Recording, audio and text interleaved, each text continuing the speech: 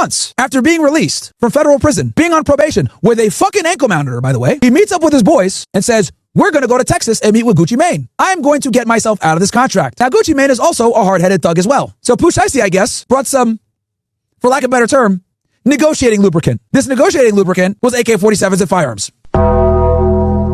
So they organize this meet in Texas, and they arrive on the scene, driving their own personal cars. And while driving their personal cars, to include a fucking Hellcat, yeah, I know, you can't make this up.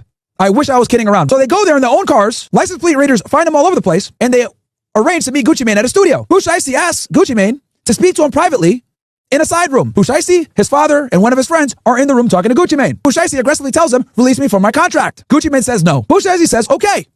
And he pulls out a fucking AK-47 and points it at Gucci Mane. While this is happening, the guy that gave Pooh Shiesty the gun pulls out a phone and starts recording the crime. To make this even funnier, after Gucci Mane signs the contract to release Pooh Shiesty gives the contract to his father and asks him, is this adequate, Dad? After looking at it, his father says, no, he needs to date it. As if not dating it would somehow make it void. Forget about the guns and the fact that the rest of his friends are being holed up in another room. No, bro, you better date this shit, motherfucker. Now, as Gucci Mane is being stuck up to sign this contract, Pooh Shiesty's friends that he came with, it looks like 5 or 6 of them, have the rest of Gucci Mane's security and entourage at gunpoint. One of Pooh Shiesty's people stands in front of the door so they cannot leave. So now, Gucci Mane and all of his associates are being held at gunpoint. Gucci Mane in the side room and his other people like in the lobby. As they're sitting there at gunpoint, Pooh Shiesty decides, fuck it.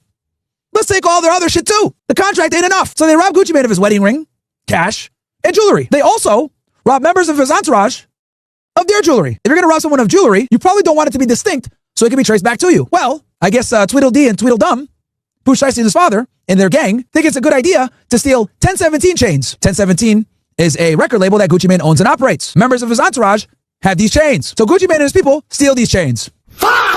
And the cherry on top of all of this, besides his friend recording their event, besides his dad saying to sign the fucking document and put the date, or his friend sticking up all the other individuals in the other room with CCTV, Pooh Shiesty does all of this with an ankle monitor on. I think I can unequivocally say that Pooh Shiesty is the stupidest criminal I've ever seen in my fucking life.